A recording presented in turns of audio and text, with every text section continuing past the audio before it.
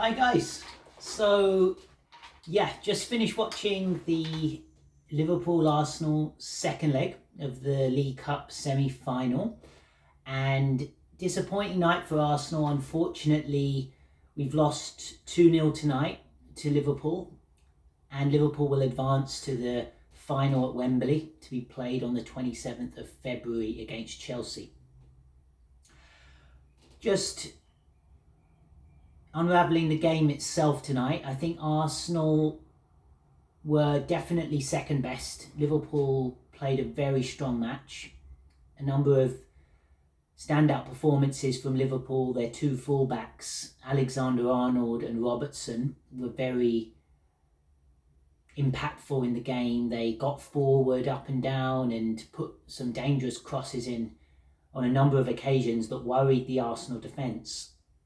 Fabinho controlled the game in midfield, outstanding ability to recover possession, to initiate turnovers for Liverpool and then get Liverpool advancing in their attacks. And also Jota, unbelievable 2 goals from Jota, just first class. The first of his goals, he kind of dribbled in from the inside left channel and went past Tomiyasu and then Ben White, and he's kicked his shot slightly, wrong-footed Ramsdale, but it was a wonderful goal. And then his second, he stole half a yard and then ran through on goal and chipped over Ramsdale from Alexander-Arnold's pass. So fair enough result, and to be honest, Liverpool could have scored more. They had other opportunities themselves on the night, and well done to Liverpool.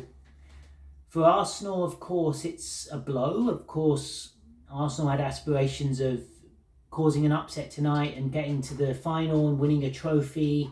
As we alluded to in previous videos, it was Arsenal's only real chance of a trophy this season after getting knocked out of the FA Cup. So if you look at January up to this point, it has been a slight baptism of fire for Arsenal. We have come unstuck a little bit, starting on the 1st of January, where we lost 2-1 to Manchester City, having played a very good first 50 minutes of that game. Of course, the red card and the penalty incidents changed the complexion of that game, and Arsenal lost it to Man City. And that maybe started a slightly tricky run for us. We got knocked out of the FA Cup to Nottingham Forest, put in a fantastic display in the first leg of this semi-final of the League Cup against Liverpool last Thursday. I feel like, given the physical exertion of that game, how much Arsenal had to put in, the emotional expenditure as well, playing with 10 men and keeping Liverpool out at Anfield, I think it did somewhat deplete Arsenal physically and emotionally. I think that game contributed to Arsenal not being ready to field a team for the North London derby Sunday just gone. So 2 days after the Liverpool semi-final first leg last week, Arsenal then had their game postponed against Tottenham. That was probably an indication that Arsenal's resources were really stretched, and the first semi-final contributed to that. And I think we saw the effects of it tonight as well. I do think Arsenal were slightly tired. I think we were just a little bit off the pace tonight. I think a number of guys were just not quite ready. I think Tomiyasu, notably so, he's had COVID recently and then an injury, muscular injury, which lends the question about perhaps the quickness of turnover for some players after recovering from COVID to be thrown straight back in.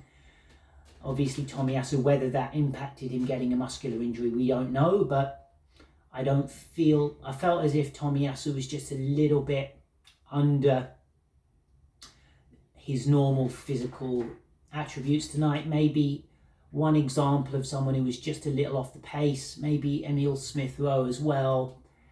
Perhaps, you can look at those two in particular who just looked a little bit tired. And collectively, I thought Arsenal were just not quite flowing, not quite at our usual tempo, our usual dynamism and attacking thrust maybe was just a little lacking today. And unfortunately at the top level, when you're not quite on your game, be it physically, mentally or tactically, obviously even Thomas Partey, he only arrived from Cameroon this morning UK time, having played for Ghana in the Africa Cup of Nations. He came off the bench, so it just showed that Arsenal were maybe a little bit stretched in terms of their ability to put their best team out at 100% of their capabilities. It's not an excuse in any way, it's just contextualising maybe why we saw a slightly lethargic performance from Arsenal today.